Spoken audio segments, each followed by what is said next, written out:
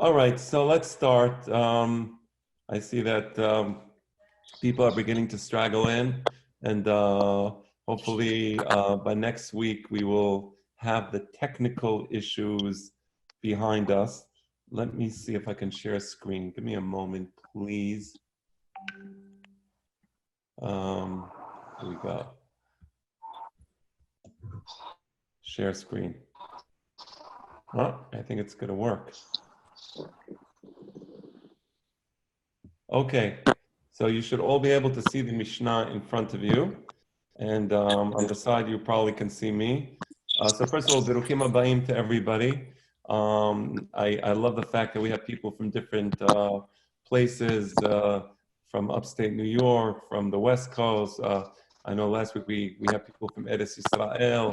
I hope they're not on the wrong site. Let me just send a message and then we'll get started.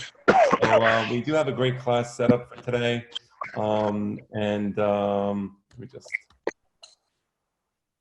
here we go. Okay, link for tonight's class. Okay, so I just want to go back for a moment to the following topic. And the Hachamim of Andalusia, the Hachamim of Andalus. And people often think of, about the fact that we're Sephardic Jews, and of course we're Sephardic, that's correct. But they don't realize that Spain, back then in the days of Maimonides and before, wasn't a single unified country. The area of Andalus, what we call Andalus, and the Muslims also refer to it as Andalus, was under Muslim rule. And they spoke Arabic. And hold on one second. Let me just take a little It takes just a long time. What does that mean? It takes a long time? What takes a long time? Okay, so in Muslim Spain, in the area where Harambam comes from, and the teachers of Harambam come from, they spoke Arabic. And not only they spoke Arabic, it was a different culture. It was a very advanced culture where people studied philosophy, where people studied mathematics, where the kings and the political leaders, they were very enlightened, and they had court poets, and many of the court poets were Jewish, and many of the Jews were physicians. So they were men of great learning.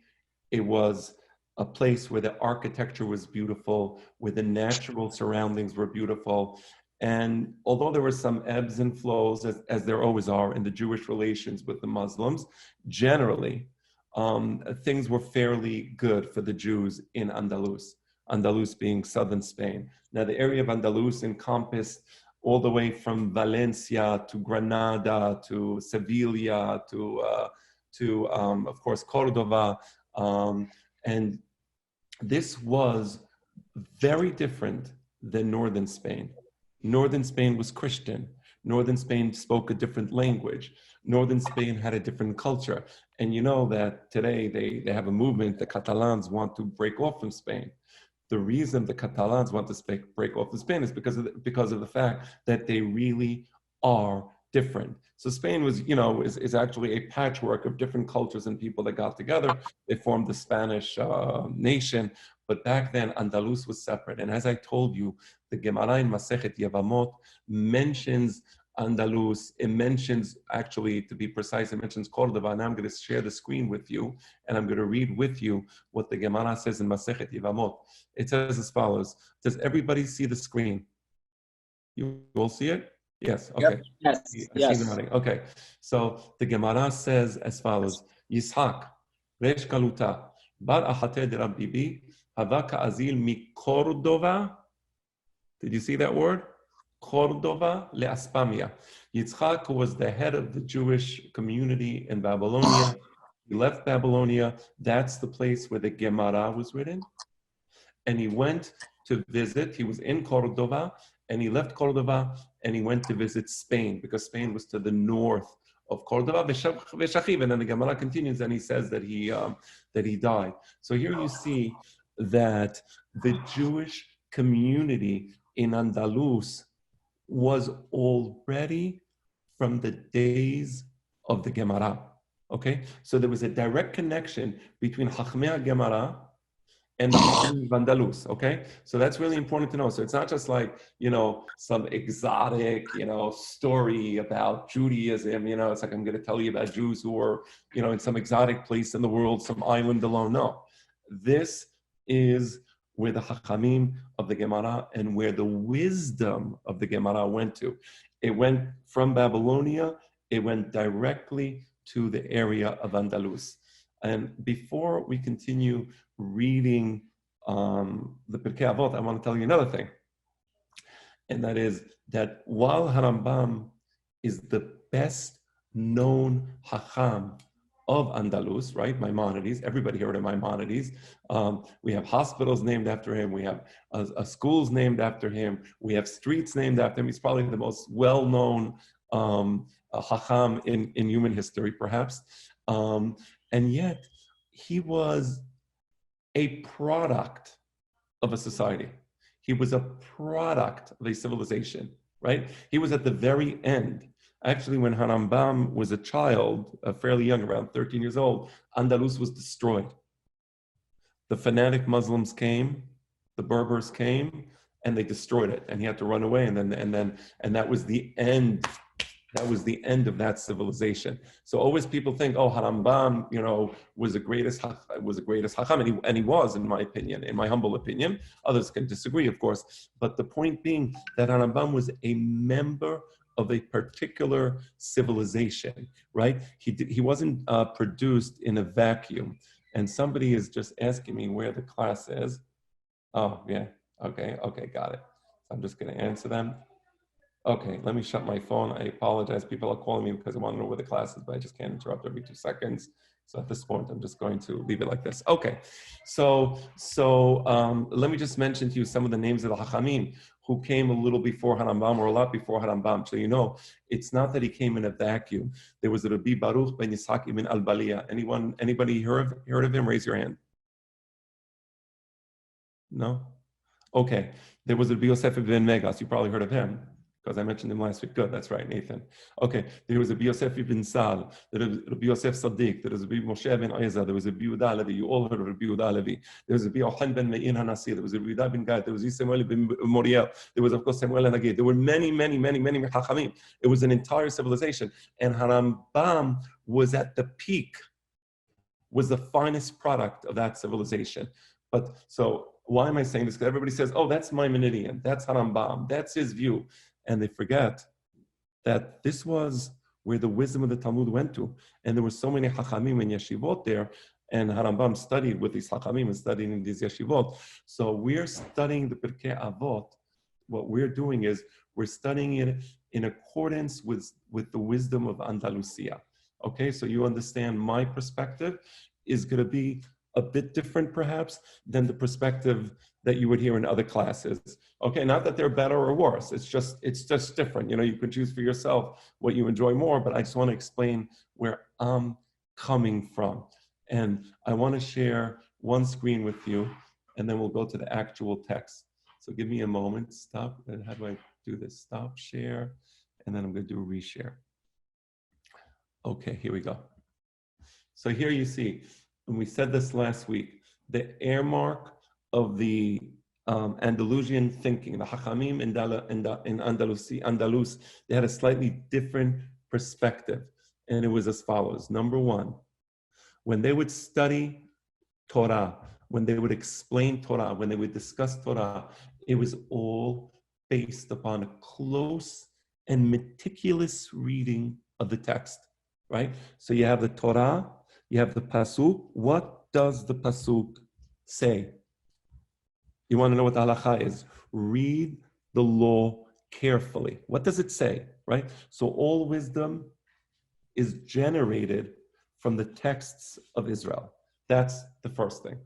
The second thing, and the second earmark of Andalusian thinking is the Torah comes to unite people. It comes to build bridges. Wisdom should build bridges. It should unite people.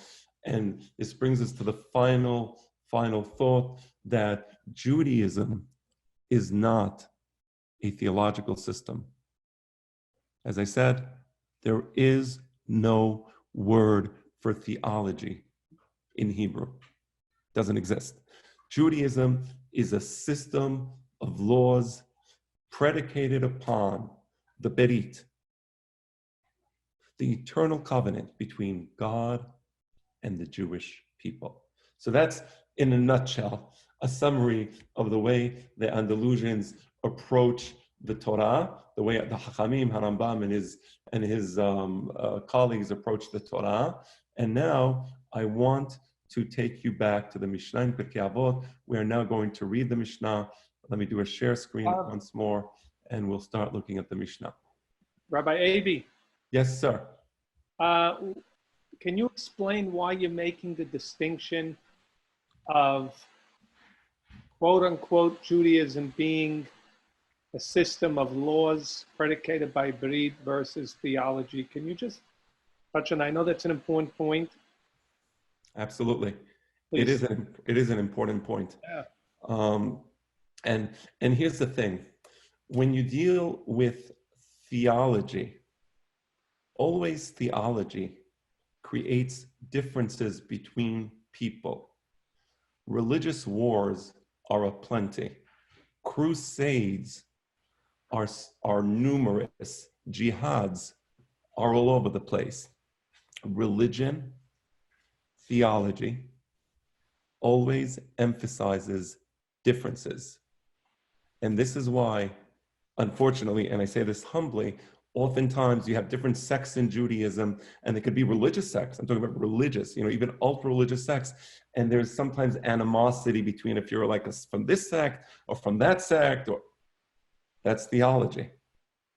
You will never find any religious wars taken by the kings of Israel where they said, we have to go to France and kill all the infidels.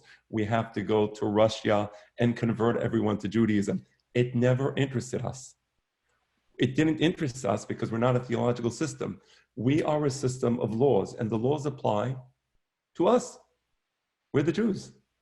So we don't go and preach to others. You must become, we don't go, our vision of the world when the Mashiach comes is not the Mashiach will go and force everybody to become Jewish or they will all be killed. I will say even more than that. We are the only system that believes in the world to come and says the world to come is open to anybody who is good in the eyes of God, whether he be Jew, of course, the Jews, or Gentiles. Gentiles, a good Gentile is Halak l'Olam. So you see how when you shift from theology, you shift to halacha, you shift to berit, it changes everything. Suddenly, we get to the system of Talmidei Chachamim Marbim Shalom Ba'olam, instead of Talmid Bar Minam, Chas v'Shalom, the other way around, that there's a sin'ah, and there's fighting, and there's, one of the, now it's Yom HaShoah. It's Yom HaShoah, and it's a very, very sad day. And one of the amazing stories that I heard, and I guess if we're talking about this, so we should mention Yom HaShoah. Well, one of the sad stories was the Warsaw Ghetto. And the Warsaw Ghetto uprising, which unfortunately was not successful. And it was, all the stories of the Shoah are just simply unbelievable stories. They're incredible stories. There's like, they're incredible on so many different levels. But anyway, this particular story is a story that makes me sad. So there was two sects in the Warsaw Ghetto uprising, and there was a disagreement between the sects as to how to approach the uprising. And there was a point in time when they realized it's all over. It's all over. They're losing. They're soon going to be killed. And the incredible thing is, notwithstanding that, they couldn't get together. They couldn't get together. Let's look at the Jews in the Beit Sheni, when, again, theology was emphasized and there was these religious sects, and they were fighting each other. I mean, one group was burning the food of the entire city of Jerusalem, leading to mass starvation.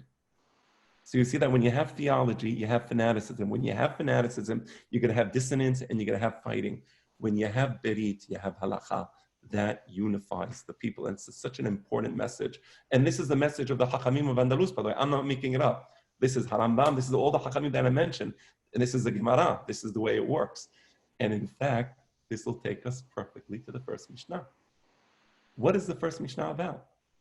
The first Mishnah is about this very subject. It's about the idea of berit. And I'm going to share with you, again, share with you the screen. just so you see the first words of the Mishnah. And let me just do this for you. I'm going to get good at this Zoom. Okay. Okay. The first Mishnah in Pirkei Avot is Moshe kibel Torah misinai umsara liYoshua. Moses received the Torah in Mount Sinai, and he gave it to Joshua. Right there, the center of Judaism, and the first Mishnah in Pirkei Avot is those words, the idea of a covenant. Moses received the Torah, he gave it to the Jewish people. That was the covenant between God and the Jewish people. I stopped moving on the screen. Does everybody still hear me? Yes? Okay, great. So that's the idea of the covenant. And that shows you how this type of thinking is not just at the heart of Chachmei Andalus, right? But it's actually at the heart of the Chachamim of the Mishnah, right? The Chachamim of the Gemara. So I want to explain to you what this Mishnah means. Now, I told you that that part of the methodology of the Chachamim of Andalus is to look at every word. And I think you are going to enjoy what I'm about to do now. I really do believe that. Because I'm going to now analyze this Mishnah. I'm going to analyze the text in a thorough fashion. And you're going to see how every single word is rich with meaning. Everybody ready? Yes? Okay. Yes, go ahead. All right, Michael. All right, so here we go. So let me. Okay, so you all see the Mishnah. Okay. So now, give me a moment. Just trying to deal with a technical issue here. All right. So here's the important thing. The Mishnah says that Moses received the Torah. It says that Moshe kibel. Let's start with the word Moshe. Why was it Moses? Why was Moses chosen to receive the Torah? Okay? And the answer is because not that he was the most intelligent man of his generation. He was the most intelligent man of his generation, but that's not the reason that he was chosen to receive the Torah. Not because he was the holiest man that ever lived, the highest level of nevuah that ever lived. It's true, he was the highest level of nevuah that ever lived. The reason Moshe Rabbeinu was chosen to receive the Torah is because that is correct, he was humble. And the question is as follows. Why do I care that he was humble? It says Moshe kibel Torah misinai, and we know what Moshe was. He was the most humble person. Ve'aish Moshe anav me'od. He was not just anav; he was very humble. And the Torah tells us this about Moshe Rabbeinu to tell us that's why he was chosen. But what do I care that he was humble? Because humility, it means that you understand that you're a vessel for input, meaning it's not like his ego is there's no ego there. So he was able to clearly take the input and transmit it. I want to tell you, first that's very nice. And I want to tell you that it's more than that. Okay. Because we all have minds and the mind receives information and processes information, right? That's what the brain does. Mm-hmm. But the brain is never, and it's not immaculate. There is an ego. And the ego tells us how to process the information. It's just the way the mind works. Here's the point. We are now in the presence of God. We don't want the filter of the ego.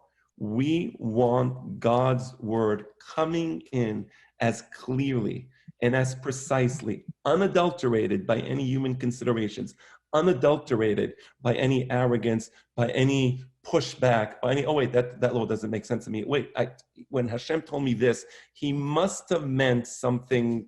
Oh, we all do that, right? We all do that. Right, like it's perfectly clear. Right? That's why it goes back out without any of his like intrusions or interpretation. Right. Number one, exactly. So that's why it's Moshe Rabbeinu. And just to emphasize this, the Chachamim say that Sinai, from all the mountains, was the lowest mountain. to emphasize the importance of humility. When you study Torah, be humble. Too oftentimes people study Torah and they come with their ego and they impose their ideas upon the Torah. So if you're coming from a particular, political perspective, let's say and I'm not saying this perspective is correct or it's not correct. I'm not talking politics, you know that.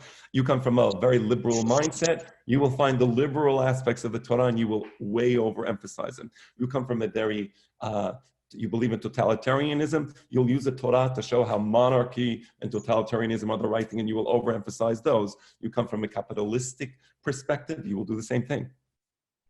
Moshe, you're studying Torah, be like Moses. Don't impose your personal views on God's views. Be like Har Sinai. Okay, so that's number one, Moshe. That's the first thing, Moses. Misinai. What's wrong with the word Moshe Kibel Torah Misinai? I'll explain what Kibel means in a moment. Now I want a word Misinai. What does Misinai mean? And what's wrong with that? From the mountain. From the mountain of Sinai. What's wrong with that? The mountain is inanimate. Right, but it's telling us, okay, well, we want to know where he received it because as a matter of history, we want to know the time. Yeah, but Misinai doesn't mean where he received it. That means who, from what did he receive it? Yeah, but no, I think it's telling us where he received it. You know why it's so important? Because in Jewish law, if you have a witness coming to court, and I say this so many times in my class, and if you have a witness coming to court, what's the first thing you ask the witness? He's going to come and testify in court. What do you need to know? When did you see it? And where did you see it? Time and space. If you cannot identify time and space, you can't testify about it. Yeah, but where's God? What? I'm saying the Mishnah doesn't talk about HaKadosh Baruch Hu. It just says Misinai. Misinai. That's it, because it's a historical event. So the Mishnah is emphasizing this is history. We know where it took place. We know when it took place. Misinai, but it should have said Besinai. Moshe Kibel Torah Besinai, in Mount Sinai. It says Misinai, from Mount Sinai. What's the difference between Besinai and Misinai? Besinai means he received it in the mountain, but it doesn't say that. He received it from the mountain. Why from the mountain? And the answer is as follows. Because he only received the Torah in Sinai 40 days and 40 nights. Later on, he came down the mountain and he continued to receive laws from God in Ohel Moed. So Sinai was the beginning, but there was a continuation. There was a flow of wisdom from God to Moses in Ohel Moed. You understand why it starts with Sinai? Because it's only a starting point. If it would have said Besinai, that means that's where he received the Torah and nowhere else. Sinai means he received it from there to begin with, but then it continued. So I'll give you an example. When it was Chag Pesach, the first Pesach that the Jews celebrated was in Egypt. The second Pesach that the Jews celebrated was in the desert. And there was people who were Temeim, and they couldn't bring the Korban Pesach. And they come to Moshe Rabbeinu, they say, Anachnu Temeim lenefesh adam, lama nigara me'akriv Pesach b'mo'ado. We are impure, we cannot bring the Korban Pesach. We want to bring the Korban Pesach. What can we do? What does Moses do? He gives them another chance. Where does he get the information from? He asks God. He asks God, exactly. You see, he was no longer in Sinai. So God continued giving him the mitzvot afterwards. There were some mitzvot that came afterwards, right? So that's the idea of Sinai and not Besinai. Okay, that's okay. So that's Sinai. I want to go on though. I have a few more things to say about this Mishnah. What does the word kibel mean? Okay, I'm going to throw out a few questions, one after the other, and then I'll let you think about the questions for a moment, and then I will begin to unravel rather explicate the Mishnah for you so you understand it. The Mishnah says, Moshe kibel Torah miSinai, right? And then it says, Umsara Yoshua, he received it, and then masal. What's the difference between kibel and masal? Passive, active. But it's a different verb. It could have been the same verb, right? How can it be the same verb? You accept it and you give it over. All right, but still, what does kibel mean? Received. Received, correct. Received. And then misara. And then what does masal mean? Transmit. He transmitted. Okay, so I want to explain those two words. Okay, I'm not saying anybody is wrong. I'm just saying, just wanted you to think about that. Another thing I want you to think about. Let me ask you a question. Who received the Torah from Moses? It says Yoshua. Right. Mishnah says, Umsal al Yoshua. What is the first pasuk that we all study when we were little children and that we all teach our children? Morashaki at Yaakov. Oh, Nathan, correct.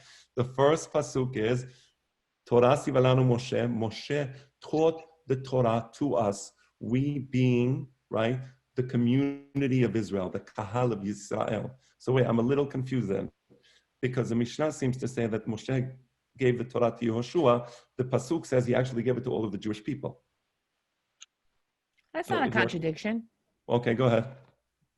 The pasuk you're referring to is just talking about in a general sense. Yes, in a general sense, Moshe took it. He gave it to the people. There was a chain of transmission there, but he did give it to the people ultimately.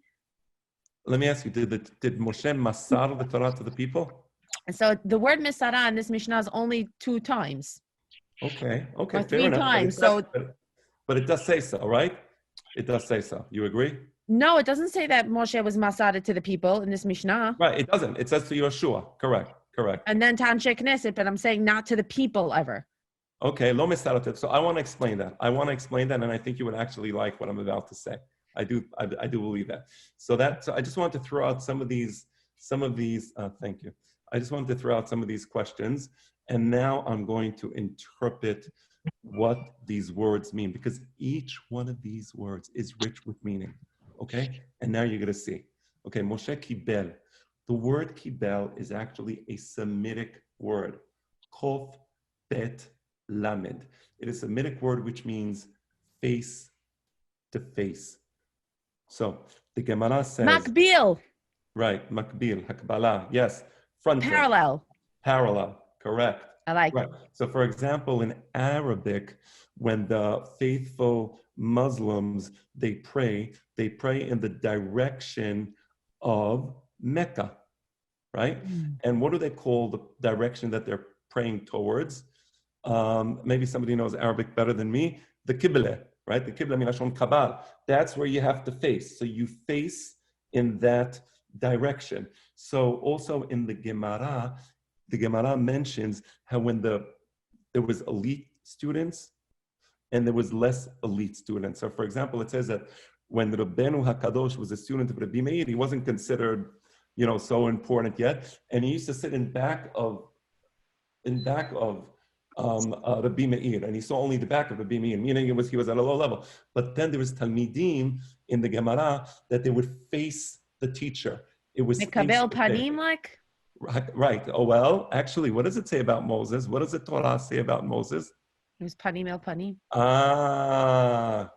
Panim el panim. What does panim el panim mean? Face to face. This is a personal lesson from the teacher, God, to Moses. Kibel means it's not just like, I can sit in front of a computer and the computer doesn't know me. The computer does anybody have this issue where you call up to get customer service for something like internet not working and you have this robot answering? Yes, I would like to help, the chat, I would like to help you. Yes, I understand what you are feeling. And no, you don't understand what I'm feeling. You are a robot. You don't understand anything. Okay. So, but the point is, that's a very impersonal way to learn. So if you're on a computer and you're trying to download information from your mind to the computer, from the computer to your mind, that's not kibble, that's not kibel.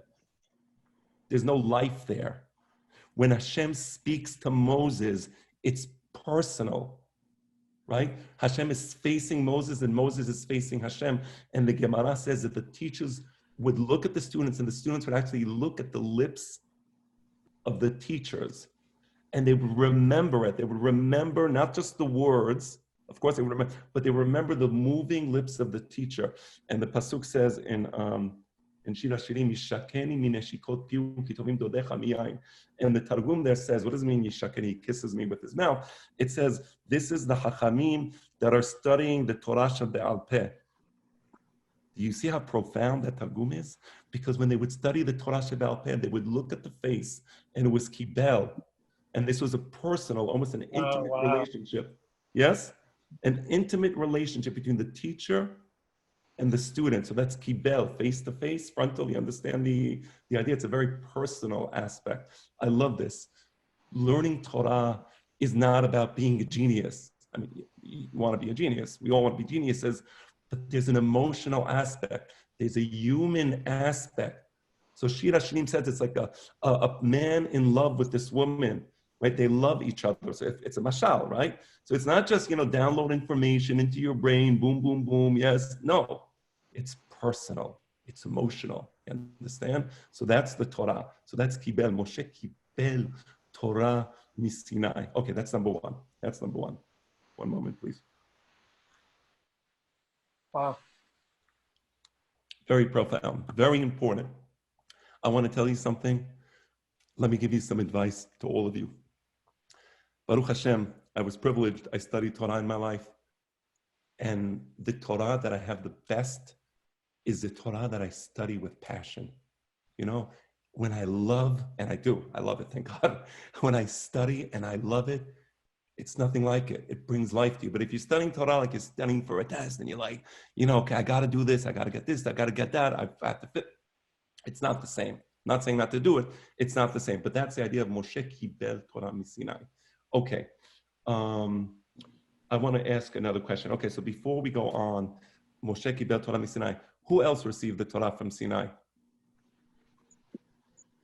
Am Yisrael. Am Yisrael. We didn't receive it from Sinai though, did we? We received it from Moshe, correct? So, did anybody else receive the Torah? Only Moshe. Let's say a Navi comes, and a Navi wants to add something to the Torah. He says, guys, there's a new pasuk, and here it is. Do we listen to him? Oh. No, we don't. Let's say a Navi says, from now on, we have 610 misvot instead of 613 misvot, and the following misvot are hereby annulled. Do we listen to him? Because Hashem entered into a personal relationship, kibel, panim el panim, only with Moshe Rabbeinu, with no one else. So all the Torah we have comes directly, solely, and exclusively from Moshe. That's the heart of Judaism. All right.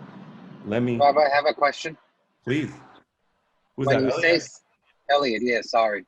I'm driving, so I don't have the screen on. Yeah, please. When you say 613, does everybody agree on all the 613 mitzvot that they're the same? Right. So the answer is no. There is a machloket between Harambam in Sefer HaMisvot. There was Rabbeinu Tzadya Gaon. Right. So are we fixated on that number? No. Everybody agrees that it's 613. Yes, everybody agrees that it's 613 misvot. Oh, okay. But the machloket is how do we divide the misvot? So there's a machloket in Rambam and other Chachamim, and maybe one day we can study Sefer HaMisvot. But the important thing is nobody has a right. And Navi Rasha lechadesh davar me'ata. A Navi does not have a right to add to the Torah. So the purpose of the Navi'im is not to add new misvot, is not to subtract from the misvot. The Nevi'im come to enforce the misvot already given by Moshe, because only Moshe spoke to Hashem at that personal, intimate level of panim el panim. Nobody else spoke panim el panim. The Jewish people, by the way, we experienced the presence of God, but it was panim. Who knows the next pasuk? Next word? Panim. The first two. Befanim. It says panim befanim, not panim el panim. The only one, pe el pe adaberbo. Who is pe el pe adaberbo in the parasha Ba'alotecha? Demar'e velo bechidot. That's Moshe Rabbeinu. Only Moshe Rabbeinu was pe el pe. What's pe el pe? Kible. Kibel. You see what pe el pe is? Mamash kibel. So now you see the depth of Moshe Kibel Torah Misinai. Okay, that's the first thing I wanted to tell you. All right. Umsara liYoshua. And then he transmitted the Torah to Joshua. And the question I asked before is, hold on. He actually transmitted the Torah to all the Jewish people. I want to now do a share screen with you. Here we go. You see the pasuk? Vayomer Adonai el Moshe, ale elai hahara v'heyeh sham, ve'etena lecha luchot ha'even. You're not sharing anything. Oh, I'm not. Oh, thank you for telling me. I will now share it. I hope this works. Confirm. I thought it was just me. Okay. You see it now? Yes. Yeah? Good. Okay. All right. Thank you for pointing that out. ויאמר אדוני אל משה, עלה אלי ההרה והיה שם, ואתנה לך לוחות האבן והתורה והמצווה אשר כתבתי להורותם. That's the pasuk on your screen. Okay. Moshe Rabbeinu He goes up to the mountain. He receives the tablets, the Aseret HaDiberot, the Ten Commandments. He receives the Torah. He receives the Mitzvah. And then it says, Asher Katati, these are the laws that I wrote down so that you teach them onwards. That's Hashem speaking to Moses. So again, Hashem is telling Moses, I want you to take the tablets, I want you to take the Torah, I want you to take the Mitzvah, and these are the rules that I'm writing down for you because I want you to instruct it onwards. And now look what Harambam says in the Hakdama to the Mishneh Torah, and this is based upon that pasuk. It's based upon the Gemara Masech Berachot. It brings that pasuk, and it says as follows: every single mitzvah that Moshe Rabbeinu received in Har Sinai, they were given to Moses with the explanation of the Mishnah.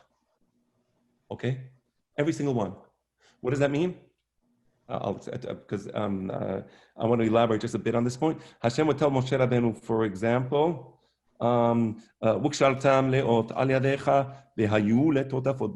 you should tie a sign upon your arm, and there should be a decoration upon your eyes. What does that mean? So Hashem would read the pasuk to Moshe. Moshe would learn the pasuk, and then Hashem would explain the pasuk. So there's the Torah. The Torah means the Torah shebichtav, the actual pesukim in the Torah. And then there's the mitzvah. What is the mitzvah? And this is a kelal among the Geonim, among the Hakamim of Andalus. The mitzvah, anytime you see the word ha-mitzvah in the book of Devarim, it's referring, and also here, it's referring to the Torah shebe'al peh, to the explanation of the Torah shebichtav. So, and that's what this is saying. Go back here. Vayomer Adonai el Moshe ale elai hahara veheye sham ve'etena lecha et lochot ha'even ve'atorah ve'hamitzvah. What's a mitzvah? How many mitzvot are there? There's only one mitzvah? Should I say v'hamitzvot? Why does it say v'hamitzvah in the singular form? Because it's not just one mitzvah. It's actually, the word mitzvah, as I said, are the instructions, the Torah shebe'al peh, the explanations on the pesukim. So now go back to Rambam. Kol ha-mitzvot shenitenu lo leMoshe b'Sinai beferushan nitanu. What does that mean? What does it mean beferushan nitanu? They were given with the explanation of how to do it. Exactly. And how does he know it? Shene'emar ve'etena lecha lochot ha'even v'torah v'mitzvah. Torah zo Torah shebichtav. U'mitzvah zo pirusha. You see that the word mitzvah, what does it mean? It means the explanation. Vesivanu la'asot haTorah al pi ha'mitzvah.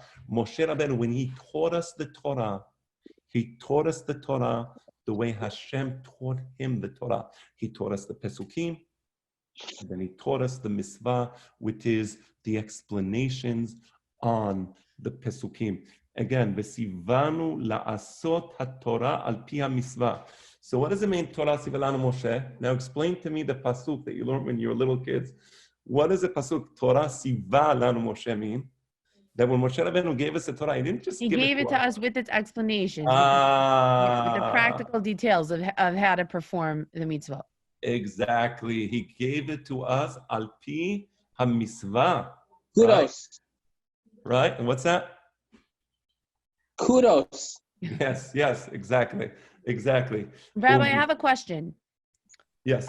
The Gemara that this Rambam pulls from, doesn't it call mitzvah Mishnah?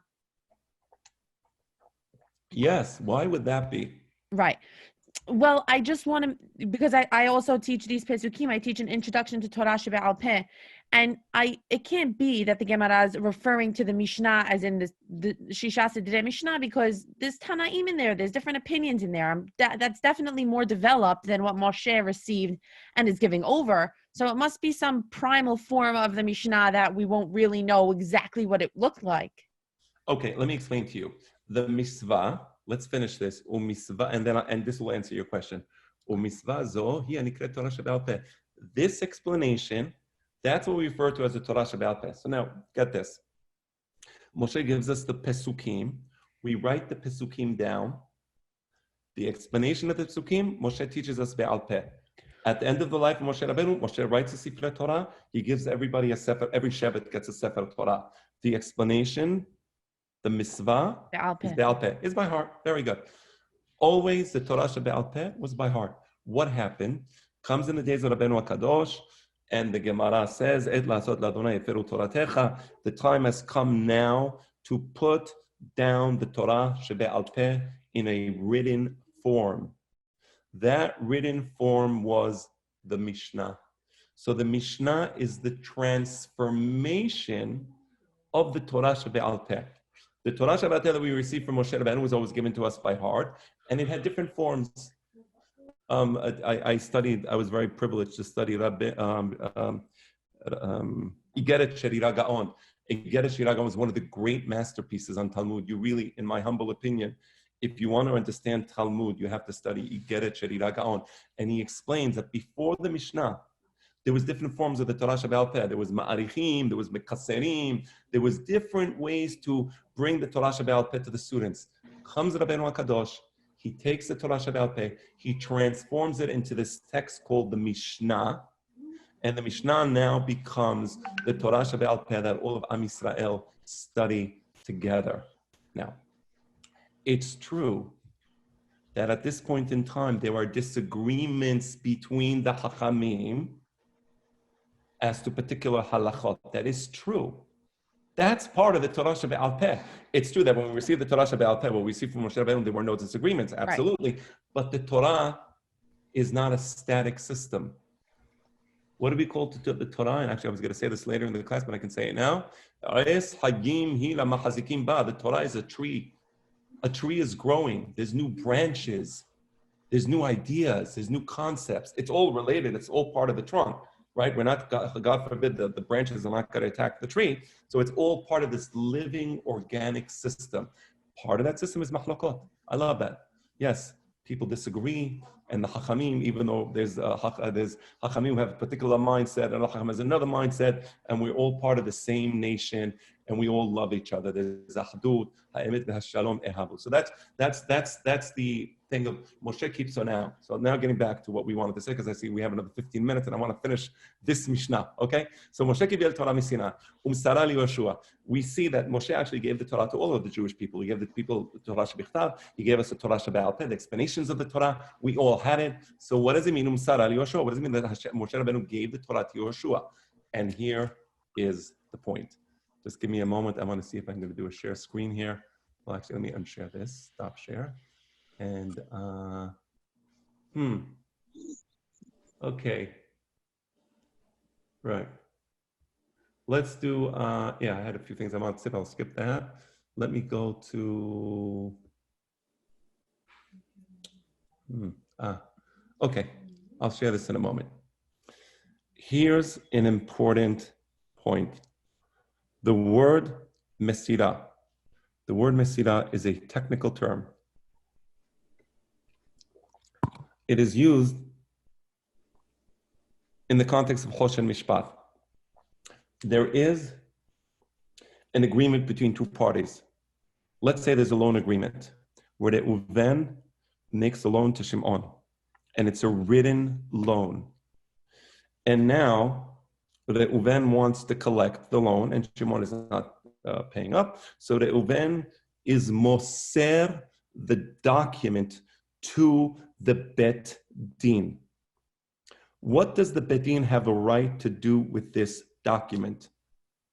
They have the right to read it, and they have a right to interpret the document. But most importantly, they have a right to act upon and enforce this document, right? So let me give you the following. In Judaism, the most important part of the Jewish national system, without which there is hardly a Jewish nation. I mean, we always exist, of course, and the Jewish nation always exists. We're eternal. But I'm saying when I say, and by the way, last week a few times I said the Jewish national identity and ended with the destruction of the temple. I didn't mean Chas v'Shalom Am Yisrael. I was referring to our national institutions. So the most important national institution is the Bet Din. We can be without a king. We've been many times without kings, and we've been fine without kings.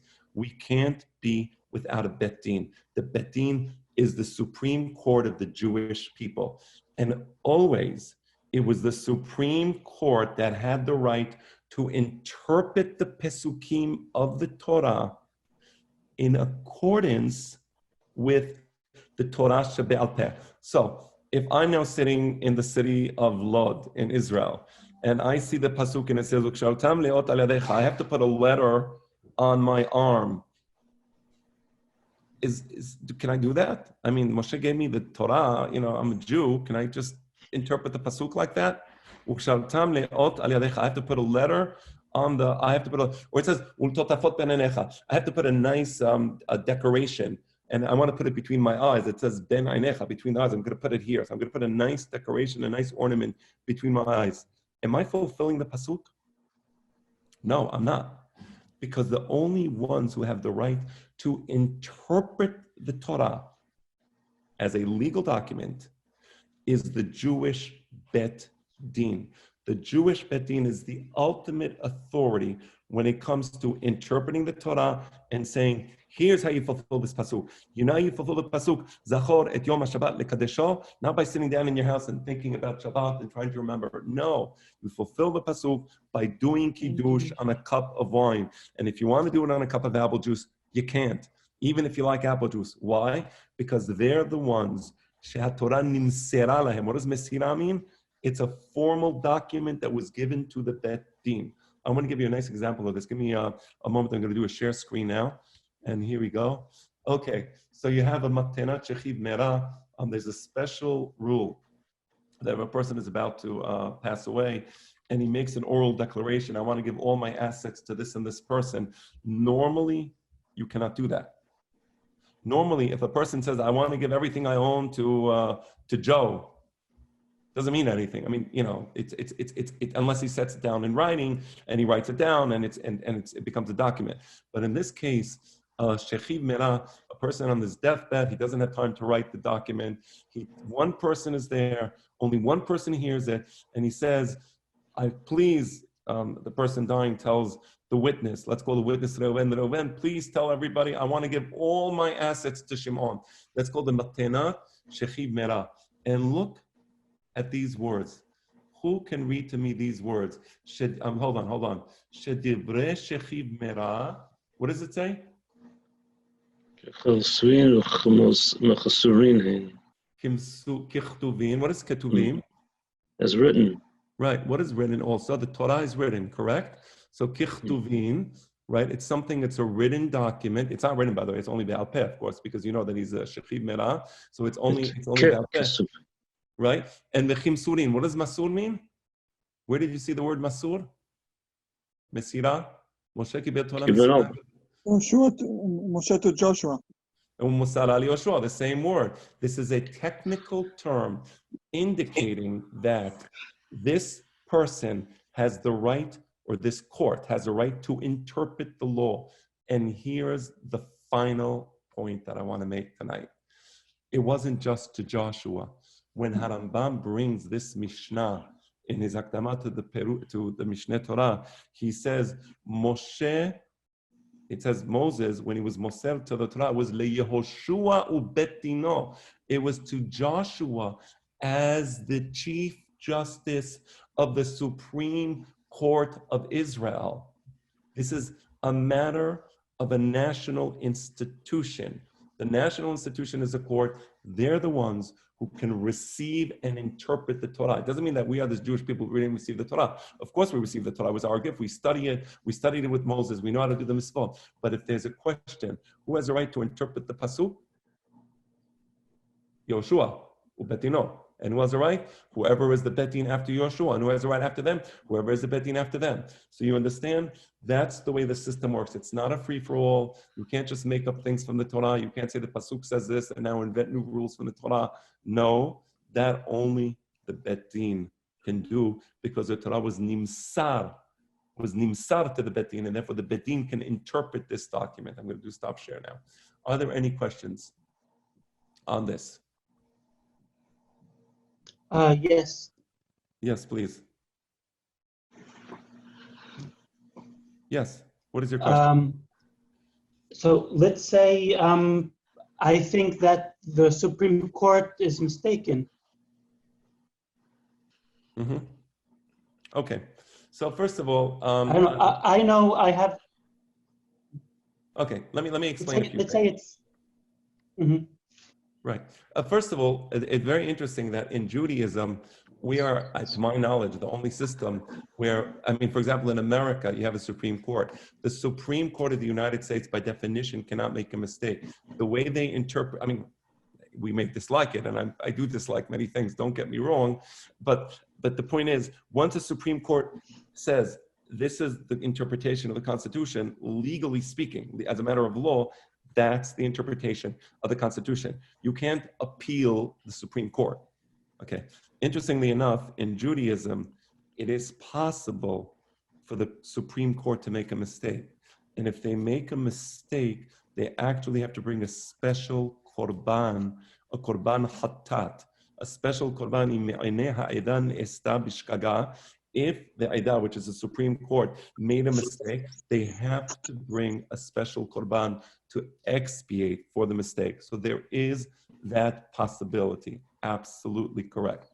But, you know, in order to know that, you have to be a man of learning who himself was exposed to the Torah Shebe'al Peh, and because you were exposed to the Torah Shebe'al Peh, you understand that they made a mistake in a particular matter. That is possible.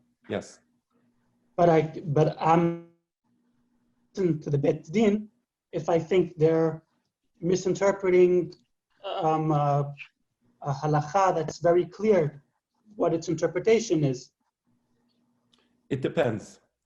If you are a Talmid Chacham and you know that they are interpreting a halacha against the way it was received from Moshe Rabbeinu, then yes, you are not allowed to listen to them. Correct. However, if you are not a Talmid Chacham, you cannot second guess a Talmid Chacham who received the traditions from Moshe Rabbeinu. You cannot second guess the betin. You cannot.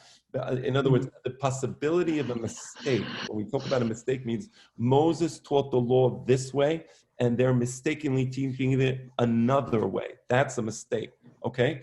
And you know that because you or one of the Talmidim, you learned it from one of the Shalsheleta Kabbalah, so you know what the correct law is. So it is possible, and if you're a Talmid Chacham, you are specifically forbidden to follow the Bet Din in that case. That's the law. But if you're not a Talmid Chacham, you must follow the Bet Din, and now the Averah becomes their Averah. It's not your Averah. So that's what Sivalanu Moshe means. I would say. Very nice. I think that's a very nice angle. That's right. That we are all in a sense obligated to study the Torah, to know the Torah, and to and we don't just subject ourselves to the whims of potentially, there could be potentially corrupt leaders, as there was in the days of the Maccabees, right? When the leaders before them, they were looking to bring in Greek thinking and culture into Judaism, and we just rejected them. So yes, there is a possibility of corrupt leaders, and if there are corrupt leaders, we reject them. Absolutely. Okay, we have another 5 minutes, so I guess we can now go to the second part of the Mishnah, and I'll explain to you who Anshe Knesset HaGedolah were. Hold on. Just a quick question, in case we end quickly. I see it says that this is recorded. Yes. Is it possible to view this again? Yes. So let me first of all write down. The rabbi has to save it and email it to you.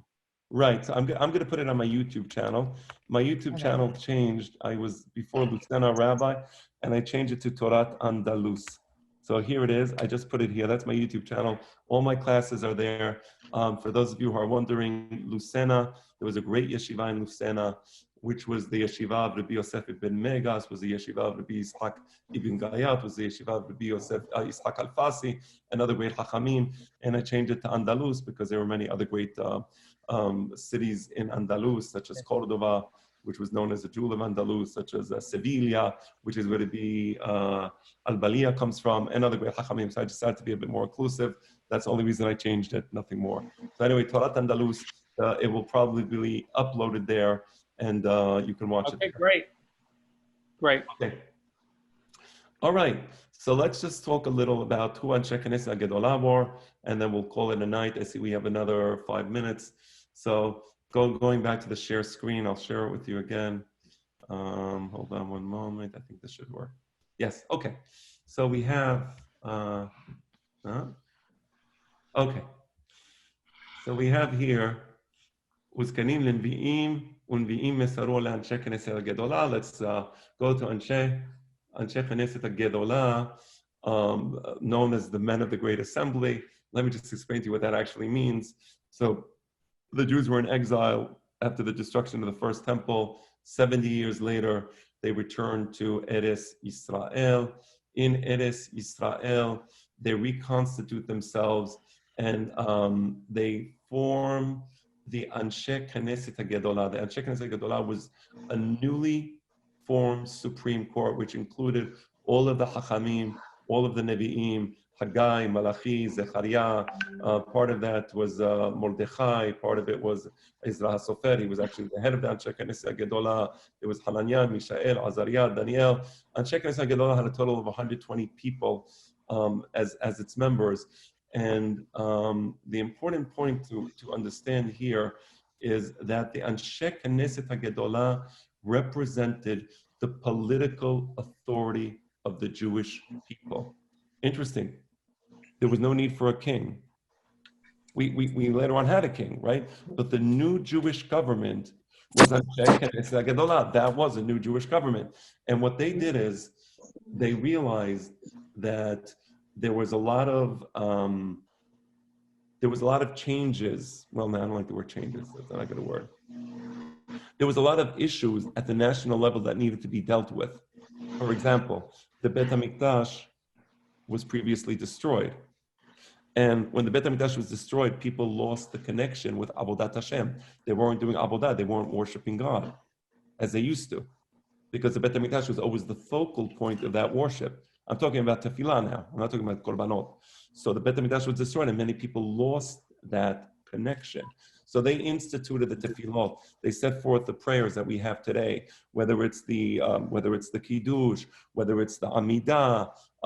They begun to set forth the various prayers of Am Yisrael in a set fashion. Until now, the prayers where everybody was able to pray what they wanted to pray. They prayed how many times they wanted to pray. So Anshe Knesset Gedolah was the newly instituted. Rabbi, sorry. During the 70 years, we said prayers in the first 70 years, or was after the second Beit HaMikdash? Right. So we always, the mitzvah to pray is the mitzvah de oraita. So Harambam brings it. And there was always tefillot, but the prayers were very amorphous, meaning there was never a set tefillah. They didn't have to pray so 3 times a day. During the 70 years, were they set? Right, no. So they were not set.